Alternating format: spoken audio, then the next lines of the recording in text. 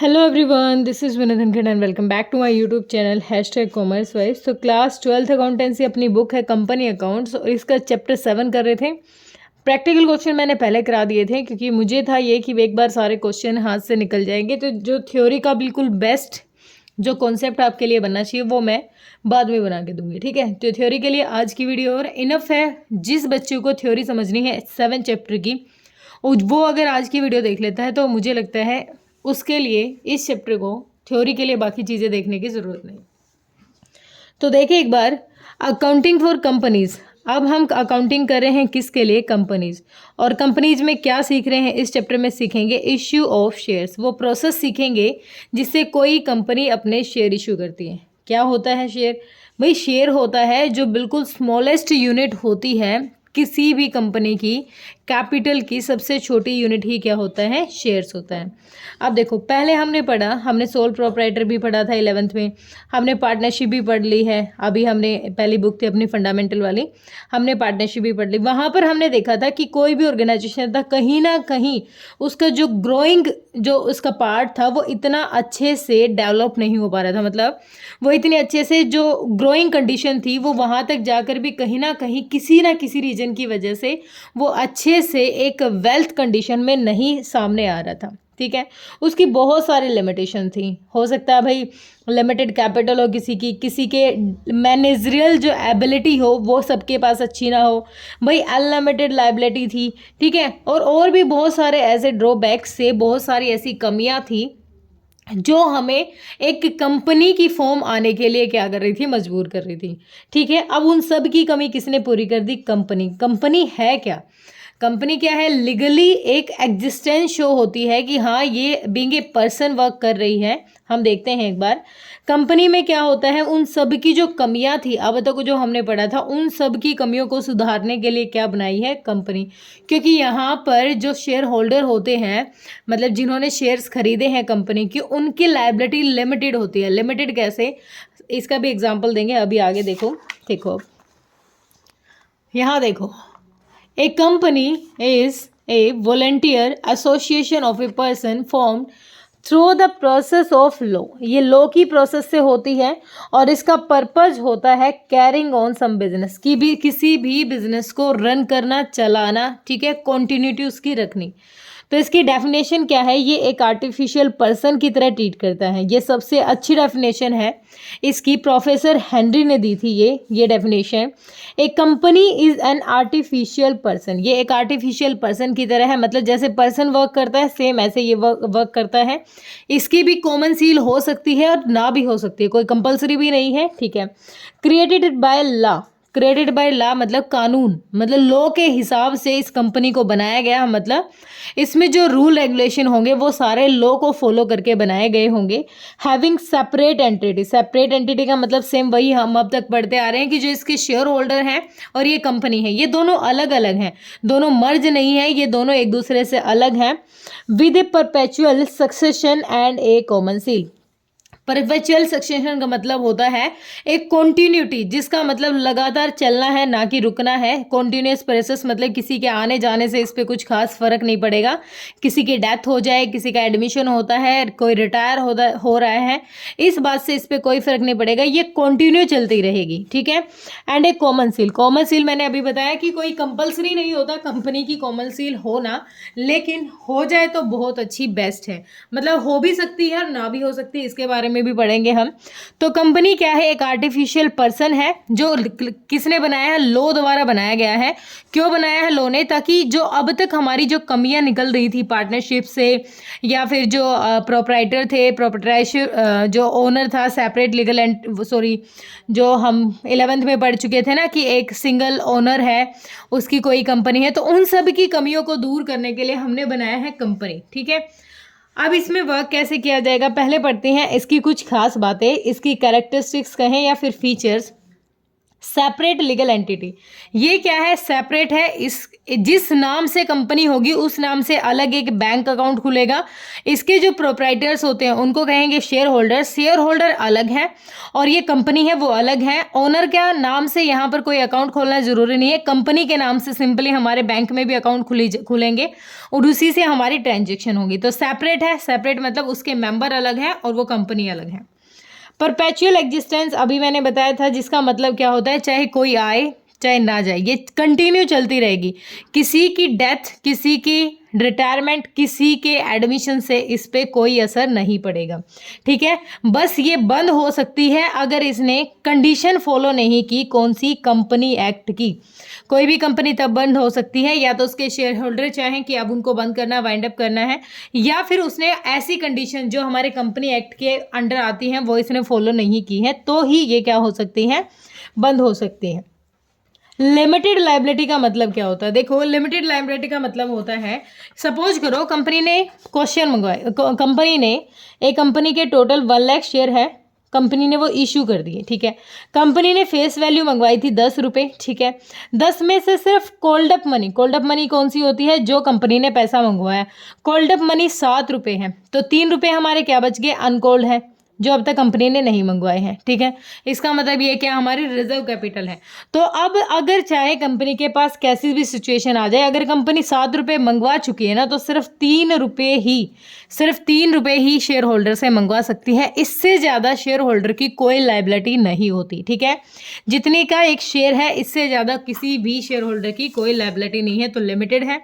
Common seal मैंने बताया था, हो भी सकती है, मे और मे नॉट मेंटेन एक कॉमन सील, हो भी सकती है और ना भी हो। ठीक है, ट्रांसफरेबिलिटी ऑफ कंपनी शेयर, यहाँ पर इजीली हम अपने शेयर्स को ट्रांसफर करते हैं, सिर्फ किसको छोड़ के? प्राइवेट कंपनी में हम शेयर्स को इजीली ट्रांसफर नहीं कर सकते। Separation of management from ownership, ownership से सेपरेट होता है। क्यों? क्योंकि यहाँ पर जो ओनर होते हैं ना कंपनी के, उनको शेयर होल्डर कहते हैं। क्या कहते हैं? उनको शेयर होल्डर कहते हैं।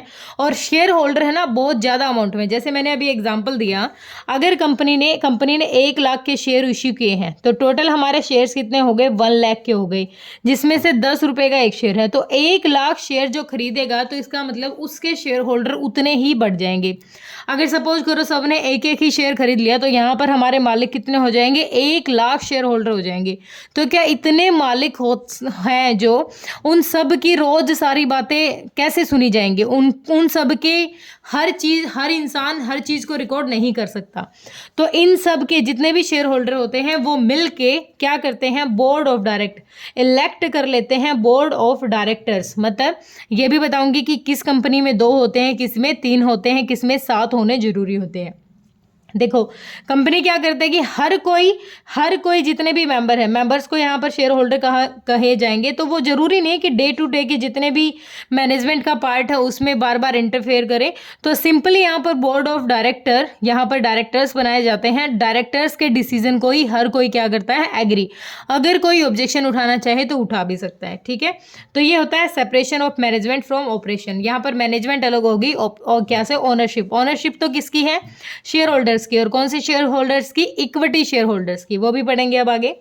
काइंड्स ऑफ कंपनी, अब कंपनी कितने टाइप की होती है? अभी हम जो पढ़ रहे हैं, जो भी कंपनी रजिस्टर्ड होती हैं वो रजिस्टर्ड होंगी कंपनी एक्ट 2013। जितनी भी कंपनीज को रजिस्टर किया जाता है वो रजिस्टर किया जाएगा अंडर कंपनी एक्ट 2013।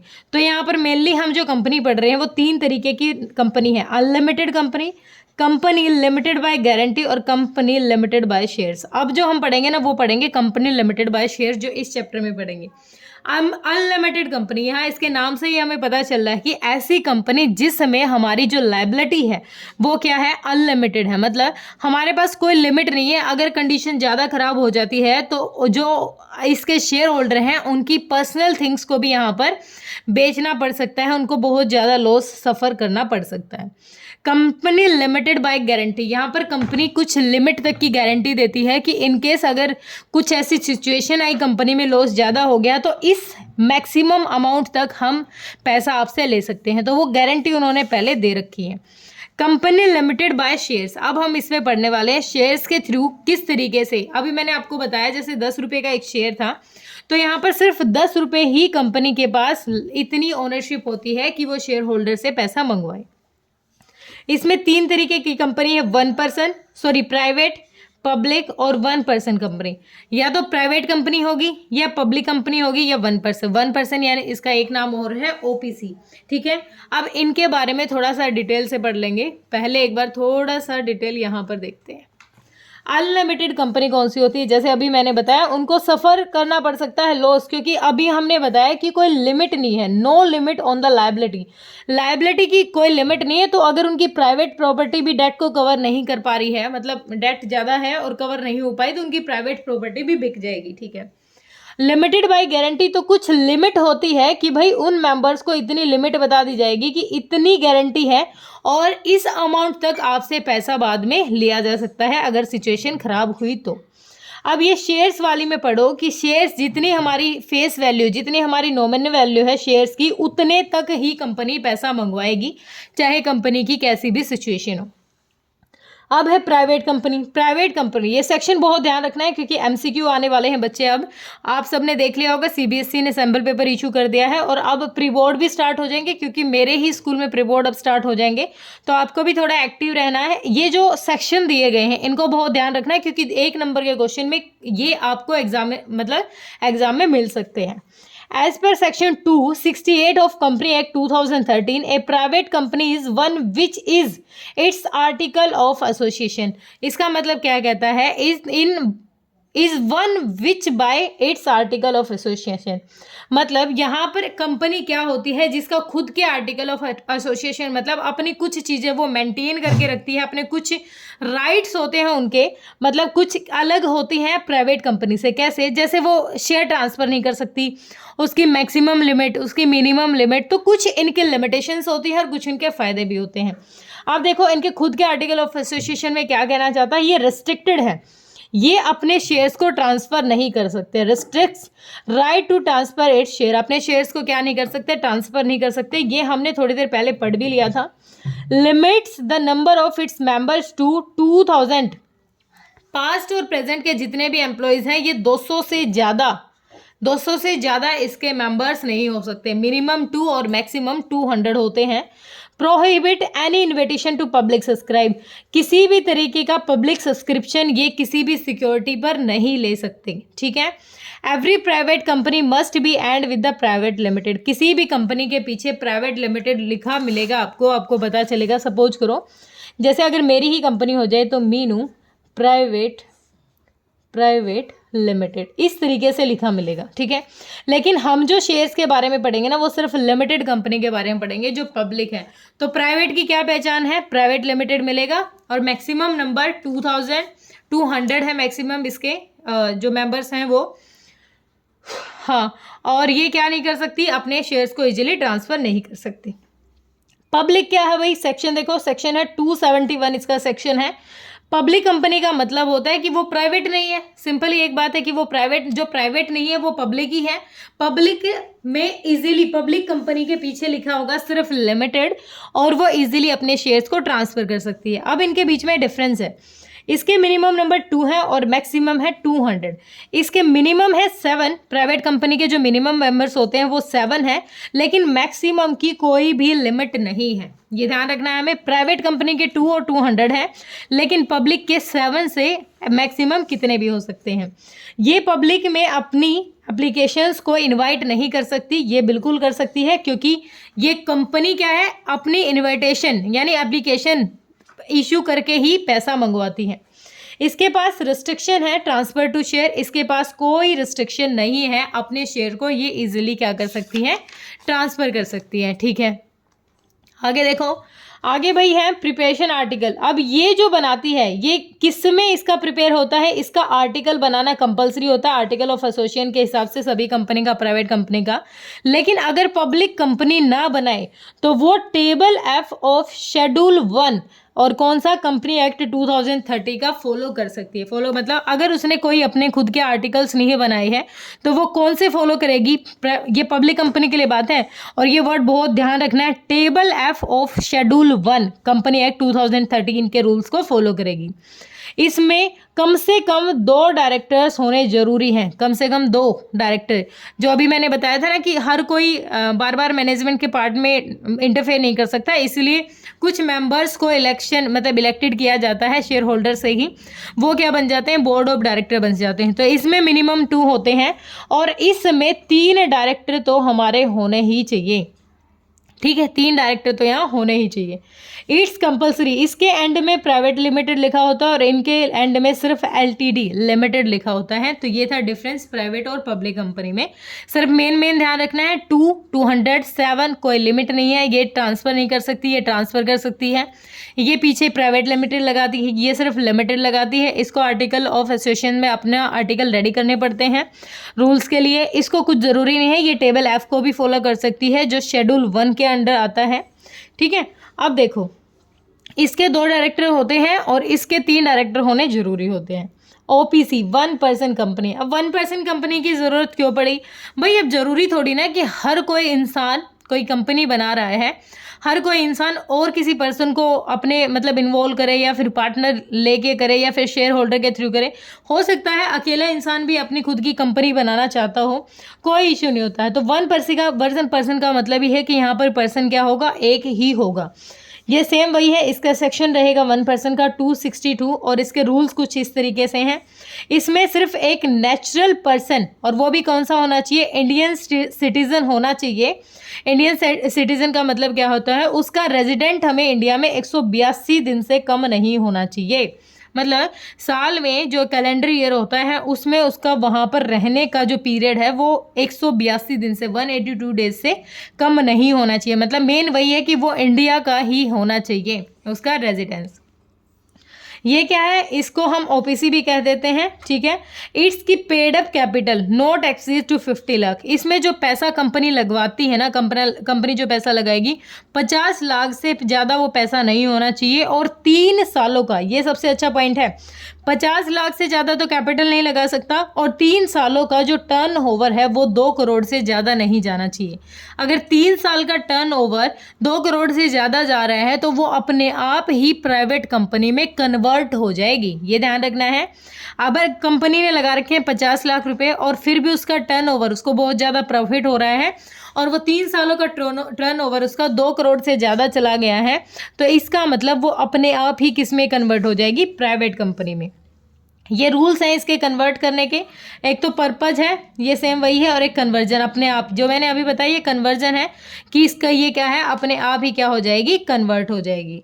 इसके बेनिफिट हैं भाई, इसमें हमें कैश फ्लो स्टेटमेंट नहीं बनानी पड़ती। जो भी हमारी फाइनेंशियल स्टेटमेंट होती हैं उनमें हमें इसमें कैश फ्लो स्टेटमेंट नहीं बनानी पड़ती। इसमें हमें जो एजीएम है जो हमारी है वो कोई ज़रूरी नहीं है कि हमें एजीएम ही हर मतलब जो एजीएम होती है एनुअल जनरल मीटिंग वो करवानी कोई कंपलसरी नहीं है, शेल नोट भी अप्लाई फॉर ओपीसी, ठीक है। बाकी के लिए जैसे प्राइवेट है पब्लिक है उनके लिए एजीएम होनी जरूरी है, मतलब जितने भी मेंबर्स हैं उससे रिलेटेड उनकी मीटिंग होनी जरूरी होती है जिसको कहते हैं एजीएम एनुअल जनरल मीटिंग, ठीक है। इसमें कोई ज़रूरी नहीं है। अब इस चैप्टर में हम डिफरेंट थिंग्स पढ़ेंगे। अब हम पढ़ने वाले हैं शेयर्स, जिसके बारे में इतने क्वेश्चंस हमने किए हैं, लगभग 73 के नियर क्वेश्चन थे, मुझे ध्यान है। मैं वीडियो बना के भी थक चुकी थी। तो देखिए एक बार शेयर्स क्या होता है। जो सबसे स्मॉलेस्ट यूनिट होती है, सबसे छोटी जो यूनिट होती है जिसको लास्ट नंबर तक हम अपनी कैपिटल को डिवाइड कर सकते हैं, जो हमारी टोटल कैपिटल होती है उसको लास्ट नंबर तक डिवाइड करते हैं, सबसे छोटी जो स्मॉल यूनिट होती है वही क्या होती है, हमारी शेयर्स। जिसका सबसे छोटा टुकड़ा, हमारी जो टोटल कैपिटल है उसका जो सबसे छोटा टुकड़ा ही क्या होता है, हमारा शेयर्स होता है। जैसे हमारी टोटल कैपिटल है कंपनी की 50 लाख, तो अगर मैं 10 रुपये का एक शेयर करूं तो 5 लाख शेयर हैं, तो ये 10 रुपये का क्या है, एक शेयर है। टोटल शेयर कितने हो गए, 5 लाख। तो मेरा सबसे स्मॉलेस्ट जो टुकड़ा है वो है 10 रुपये, यही क्या है, हमारा शेयर्स, ठीक है। अब नेचर ऑफ शेयर्स का मतलब होता है कंपनी के पास कैसे शेयर होते हैं। भाई कंपनी के पास शेयर्स होते हैं प्रेफरेंस और इक्विटी, 2 शेयर हैं कंपनी के हिसाब से। कंपनी 2 टाइप के शेयर को इशू करती है, एक तो प्रेफरेंस शेयर होल्डर होते हैं, एक इक्विटी। प्रेफरेंस के नाम से ही हमें पता चल रहा है जिसको हर चीज़ में सबसे पहले प्रेफर किया जाता हो, जिसको हर चीज़ में सबसे पहले प्रेफर किया गया हो, मतलब हर चीज़ उसको सबसे पहले मिले, ठीक है। प्रेफरेंस शेयर्स के पास भाई राइट होता है सबसे पहले डिविडेंड लेने का, बिल्कुल फिक्स्ड रेट से। और अगर हमें ज़्यादा प्रॉफिट होता है, ठीक है, पहले तो हमें जो भी डिविडेंड होता है, डिविडेंड क्या होता है, प्रॉफिट का पार्ट जो हम शेयर होल्डर को देते हैं, सबसे पहले मिलेगा प्रेफरेंस शेयर्स को। अगर कुछ बच जाता है तो then we paid equity share, ठीक है। अगर कंपनी की सिचुएशन आती है वाइंड अप की, अगर कंपनी वाइंड अप हो जाती है तो सबसे पहले जो पैसा दिया जाएगा वो हमारा किन का दिया जाएगा, प्रेफरेंस शेयर्स का दिया जाएगा। तो हमारा सबसे पहले पैसा दिया जाएगा हमारा प्रेफरेंस शेयर का, ठीक है, बाद में इक्विटी की तरफ देखा जाएगा। फिर अब ये कहोगे कि मैम अगर सब कुछ प्रेफरेंस शेयर को ही दिया जाता है तो इक्विटी क्या करते हैं वहाँ पर? भाई इक्विटी के पास वोटिंग राइट होता है। वोटिंग राइट मतलब वहाँ पर उनको जो बोर्ड ऑफ डायरेक्टर इलेक्टेड किए जाते हैं, वहाँ पर उनको मेन जो ओनर माने जाते हैं ना, वो ओनर इक्विटी शेयर होल्डर ही माने जाते हैं, ठीक है। अब प्रेफरेंस शेयर्स के बारे में कुछ बात कही गई है, इसके टाइप कौन कौन से हैं। तो कम्युलेटिव प्रेफरेंस शेयर, ऐसे शेयर होल्डर, ये कौन से शेयर होल्डर होते हैं, चाहे किसी साल हम इनको डिविडेंड नहीं दे पाए, किसी भी रीजन से, हो सकता है हमें लॉस हो गया हो, तो भाई कम्युलेटिव है, तो इसका मतलब अगर आपने 3 साल तक डिविडेंड नहीं दिया ना, और जिस साल आपको प्रॉफिट होगा तो पिछले 3 सालों का प्रॉफिट आपको देना पड़ेगा। यहाँ पर लिखा हुआ है if in any year the profit of the company are insufficient to pay the dividend, these shares the dividend keep in accumulated until the fully paid, जब तक सारा पैसा उनको पिछले चाहे कितने साल का नहीं दिया उनको सारा देना ही पड़ेगा। ये होते हैं कम्युलेटिव। नॉन कम्युलेटिव में होता है कि भाई चलो इस साल लॉस हुआ है तो इस साल हम नहीं दे पाए, कोई इश्यू नहीं है, नेक्स्ट ईयर प्रॉफिट होगा हम तब दे देंगे। ये होते हैं नॉन कम्युलेटिव। पार्टिसिपेटिंग क्या होते हैं? पार्टिसिपेटिंग ऐसे होते हैं जो क्या करेंगे, अगर हमारा डिविडेंड देने के बाद कुछ प्रॉफिट बच जाता है, इक्विटी शेयर होल्डर को भी प्रॉफिट, हमने डिविडेंड दे दिए और प्रेफरेंस को भी दे दिया, उसके बाद भी प्रॉफिट का कुछ पार्ट बच जाता है, तो सबसे पहले इनको उन सरप्लस का, इसको उस सरप्लस में से हिस्सा चाहिए अपना, ठीक है। ये होता है पार्टिसिपेटिंग प्रेफरेंस। अब उसके बाद इनके ये टोटल जो टाइप है आपको ध्यान रखने हैं। उसके बाद है नॉन पार्टिसिपेटिंग। अब यहाँ पर नॉन पार्टिसिपेटिंग का मतलब है कि इनको एक फिक्स्ड रेट होता है, भाई इतना आपको डिविडेंड और इतना आपको प्रॉफिट मिलेगा, बाकी किसी चीज़ में आप हिस्सेदारी नहीं कर सकते, ठीक है। रिडीमेबल प्रेफरेंस शेयर्स, रिडीमेबल का मतलब होता है इजीली उनको रिडीम किया जा सकता हो, मतलब उनकी पेमेंट की जा सकती हो है, कभी भी हम उनको पैसा दे सकते हैं जब हमें लगे कि सिचुएशन, जैसे कह रहा है sir shares are those which will repaid by the company within a stipulated period in accordance with the term of issue and fulfilment of certain condition laid down in section 55 of company act, मतलब उनको कभी भी redeem किया जा सकता है, ठीक है। इरिडेमेबल का मतलब होता है जिनको रिडीम नहीं किया जाता, मतलब रिफंड नहीं किया जाता, जब तक हमारी कंपनी क्या ना हो, वाइंड अप ना हो, हमारी कंपनी जब तक बिल्कुल ही शटडाउन की कंडीशन पे ना आए तब तक इनको पैसा नहीं दिया जाएगा। कन्वर्टेबल का मतलब होता है कन्वर्टल, वो कन्वर्ट, अब प्रेफरेंस शेयर्स हैं उनमें कन्वर्ट क्या करेंगे, प्रेफरेंस शेयर कन्वर्ट होकर इक्विटी में आ सकते हैं। तो कन्वर्ट का मतलब यहाँ है कि जब प्रेफरेंस शेयर्स कन्वर्टेड हो जाए इक्विटी शेयर्स में, ठीक है, जो भी कंडीशन वगैरह फॉलो करके वो, तो इजीली जो कन्वर्ट हो सकते हैं इक्विटी में वो होंगे कन्वर्ट, और नॉन कन्वर्ट होते हैं जो इजीली कन्वर्ट नहीं हो सकते इक्विटी शेयर्स में, ठीक है। उसके बाद इक्विटी के पास क्या है भाई, अब अगर सब कुछ प्रेफरेंस के पास है तो इक्विटी के पास क्या है भाई, इक्विटी के पास है वोटिंग राइट। इक्विटी के पास क्या है, वोटिंग राइट। अगर उनको, चलो कोई नहीं, उनको प्रॉफिट नहीं मिल रहा, उनको डिविडेंड नहीं मिल रहा, लेकिन वो एक मालिक की तरह वहाँ काम करते हैं क्योंकि उनके पास है वोटिंग राइट्स, और वो कंपनी कंट्रोल करते हैं, जितने भी कंपनी में जो भी काम होता है हर किसी चीज़ में वो इंटरफेयर कर सकते हैं, वो अपनी कंट्रोलिंग अफेयर दिखा सकते हैं कंपनी में। तो जो वोटिंग राइट होता है वो प्रेफरेंस के पास नहीं होता, इसलिए उनको मालिक नहीं, उनको हर चीज़ मिल जाती है, उनको प्रॉफिट ज़्यादा मिलता है, डिविडेंड ज़्यादा मिलता है, लेकिन सबसे मेन जो माने जाते हैं, जो मालिक होते हैं वो होते हैं इक्विटी शेयर, ठीक है। अब देखो डिफरेंस क्या है, इनको एक फिक्स्ड डिविडेंड दिया जाता है, इनको कोई फिक्स नहीं होता इक्विटी का, ठीक है। उसके बाद ये कहता है कि अगर किसी साल हमने वो नहीं दिया, मतलब डिविडेंड नहीं दिया, तो हमें अगला देना पड़ेगा, आगे साल में जब भी प्रॉफिट होगा तो हमें पिछला सारा उनको प्रॉफिट देना पड़ेगा। लेकिन यहाँ ऐसा कुछ नहीं है, जिस साल डिविडेंड नहीं मिला उनको नहीं मिला, नेक्स्ट ईयर अगर प्रॉफिट में से बचता है तो दे देंगे, ठीक है। इनके पास राइट टू रिसीव होता है, सब वही बात है जो मैंने बताया था, सबसे पहले इन्हीं को मिलता है। बस यहाँ पर एक चीज़ जो हमें ध्यान रखनी है, इनके पास होता है वोटिंग राइट और इनके पास वोटिंग राइट नहीं होता, do not have any voting right. इनके पास पार्टिसिपेटिंग का, मैनेजमेंट के डिसीजंस में पार्टिसिपेट, इंटरफेयर करने का बिल्कुल राइट होता है। इनके पास कोई राइट नहीं होता कि अगर मैनेजमेंट ने कुछ कह दिया तो वो कह दिया, ये कुछ नहीं कह सकते, कोई ऑब्जेक्शन नहीं उठा सकते। तो मेन फोकस हमारा यहाँ होना चाहिए। और डिविडेंड हमें मिल रहा है प्रेफरेंस शेयर्स को, बस इस पर हमें ध्यान रखना है। अब शेयर कैपिटल क्या होता है? शेयर कैपिटल क्या होता है? Shares meaning, share capital means the capital raised bye the company by the issue of share. जितना पैसा एक कंपनी शेयर इशू करके मंगवाती है वो हमारी होती है शेयर कैपिटल, टोटल कैपिटल। हम इसको ऑथराइज्ड कैपिटल भी कहेंगे, हम इसको रजिस्टर्ड कैपिटल भी कहेंगे, हम इसको नॉमिनल कैपिटल भी कहेंगे, ठीक है। अब देखो kinds of share capital, kinds देखते हैं। सबसे पहले ऑथराइज, रजिस्टर्ड और नॉमिनल कैपिटल, वो कैपिटल जो मैक्सिमम कैपिटल एक कंपनी पूरी अपनी लाइफ टाइम में मंगवा सकती है। मतलब एक कंपनी की ऑथराइज को हो, नॉमिनल को हो या फिर रजिस्टर्ड हमारी जो कैपिटल होती है, ये हमारी कहाँ, ये कहती है authorise capital refers that amount which is stated in the memorandum of association. जब कंपनी रजिस्टर्ड होती है तो उस टाइम हमें मेंशन करके देना होता है कि मैक्सिमम नंबर हमारी कैपिटल इतनी होगी और इससे ज़्यादा हम कैपिटल हम पब्लिक से मंगवा भी नहीं सकते शेयर्स का पैसा, क्योंकि अगर हमने रजिस्टर्ड कर रखी है उस अमाउंट से ज़्यादा मंगवाएंगे तो हमारे क्या हो जाएंगे, रिजेक्टेड हो जाएंगे हमारे शेयर्स, ठीक है। तो ऑथराइज, रजिस्टर और नॉमिनल कैपिटल कौन सी होती है? जो maximum number of amount company क्या कर सकती है, पूरी अपनी लाइफ में मंगवा सकती है। इशूड कैपिटल होती है जो कंपनी पब्लिक में इशू करती है। सपोज करो टोटल हमारे जो कंपनी की ऑथराइज्ड कैपिटल है वो 10 लाख रुपए की है। टोटल जो कैपिटल है 10 लाख की, जो पूरा पैसा वो अपनी पूरी लाइफ टाइम में मंगवाएगी, ठीक है।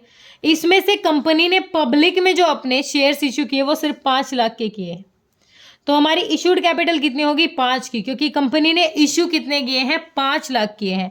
और जो बच गए 5 लाख जो नहीं किए गए वो क्या है? अनइशूड कैपिटल, जिसको कंपनी ने इशू नहीं किया। जरूरी नहीं कि सारे के सारे कंपनी इशू करे, ठीक है।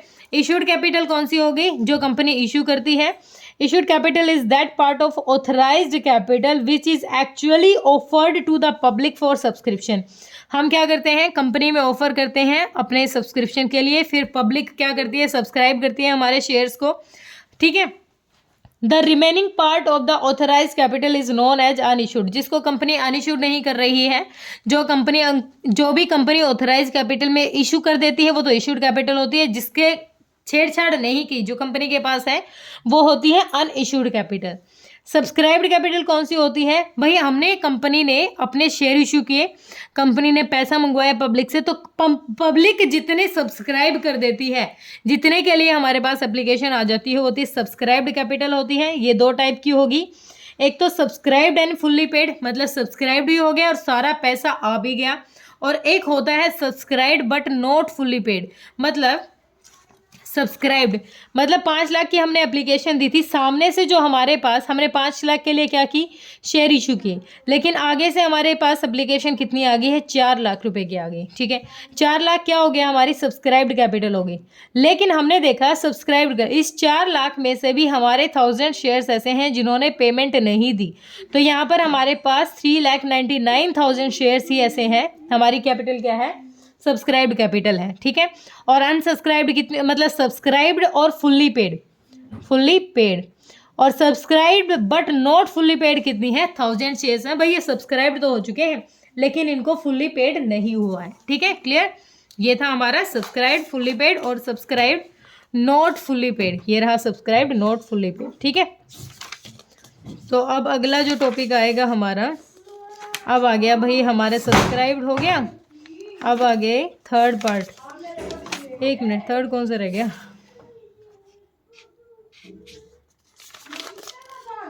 आप देखो कॉल्ड अप कैपिटल क्या होती है?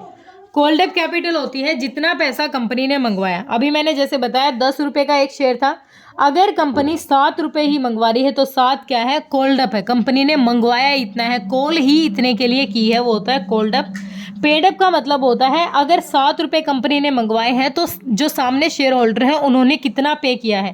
अगर 7 में से 7 के 7 रुपये अपने पास आ गए हैं तो पूरा पेड अप है। 7 में से सिर्फ पब्लिक की तरफ से 6 रुपये ही आए हैं अपने पास, तो हमारी पेड अप कितनी है, 6। तो कोल्ड अप होता है जो पैसा कंपनी मंगवाती है और पेड अप होता है जो शेयर होल्डर जो पेमेंट करते हैं। ठीक है, अब है तो रिजर्व कैपिटल। रिजर्व कैपिटल और कैपिटल रिजर्व दो बहुत अच्छे वर्ड हैं जिनकी तरफ आपको बहुत ज़्यादा ध्यान रखना है। देखो मैं समझा देती हूँ। रिजर्व कैपिटल नाम से ही क्या पता चल रहा है, रिजर्व, ऐसी कैपिटल जो क्या कर दी है हमने, रिजर्व कर दी है। अब इसी में इसी कॉन्सेप्ट को समझते हैं। हमारे पास जो कंपनी की टोटल शेयर वैल्यू थी, एक शेयर की 10 रुपये थी, ये कंपनी की एक शेयर की फेस वैल्यू। कंपनी ने सिर्फ 7 रुपये मंगवाए, मतलब 7 क्या हो गए, कोल्ड अप हो गए।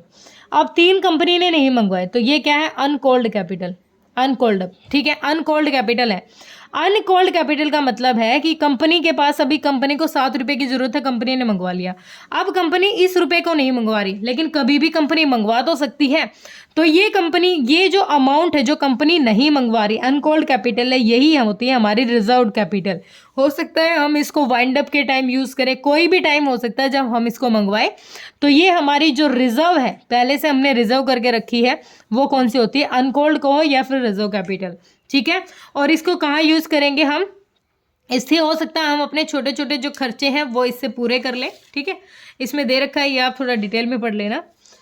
आगे भाई प्रिपरेशन ऑफ कंपनी, तो ये हमने क्वेश्चन में पढ़ लिया है। अब रिजर्व कैपिटल पढ़ा था, अब कैपिटल रिजर्व पढ़ो। कैपिटल रिजर्व क्या होता है, ठीक है, कैपिटल रिजर्व होता है, एक तो हमने क्वेश्चन से पढ़ा था कि जो एक्सेस अमाउंट फॉरफीट के बाद कंपनी के पास होता है उसको हम कहाँ ट्रांसफर कर रहे थे, कैपिटल रिजर्व में ट्रांसफर कर रहे थे। ठीक है, कैपिटल रिजर्व कौन सा होता है, ऐसा रिजर्व जो हमें कैपिटल प्रॉफिट की तरह ट्रीट किया हो। कहाँ से क्रिएट किया हो हमने, वो कैपिटल प्रॉफिट से।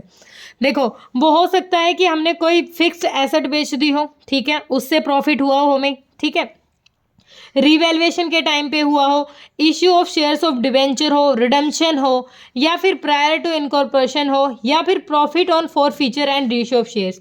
हमने जो पढ़ा है ना इस चैप्टर में, वो ये चीज़ पढ़ी है, प्रॉफिट और फॉरफीचर और रीइश्यू ऑफ शेयर। अब इसका एग्जाम्पल देख लेते हैं, हमारा कैपिटल रिजर्व क्या होता है। भाई अब तो हमने कैपिटल रिजर्व कैपिटल पढ़ा था, अब हम कैपिटल, दोनों के बीच में डिफरेंस है बहुत अच्छा। कैपिटल रिजर्व ऐसा प्रॉफिट जो हमें कैपिटल नेचर से रिसीव हुआ हो। सपोज करो हमारे टोटल 100 शेयर्स थे, 10 रुपये जिनकी फेस वैल्यू थी। ठीक है, उन्होंने 10 फेस वैल्यू में से 100 शेयर्स ने 4 रुपये दे दिए, यानी 400 आ गए, लेकिन वो 6 रुपये नहीं दे पाया। अब वो 6 रुपये नहीं दे पाया ना, तो कंपनी ने क्या कर दिया, फॉरफीट कर दिया। फॉरफीट का मतलब होता है उसके शेयर को कर दिया कैंसिल, और जो उससे पैसा आ चुका है उसको कर लिया जब्त, अपने पास रख लिया। तो ये होता है फॉरफीट की, शेयर कैंसिल भी कर दो और जितना पैसा आ चुका है उसको भी अपने पास जब्त कर लो। अब ये 400 रुपये कंपनी के पास क्या है, बचे हुए हैं। किसका पैसा है, ये शेयर फॉरफीचर का पैसा है, शेयर फॉरफीचर का पैसा है। अब कंपनी क्या करेगी, री इशू करेगी। कितने शेयर्स को, उन्हीं 100 शेयर्स को। 100 शेयर्स को कंपनी ने री इशू कर दिया, कितने रुपए में, सपोज करो यहाँ पर 10 रुपये में ही कर दिया, तो फेस वैल्यू पूरी हो गई।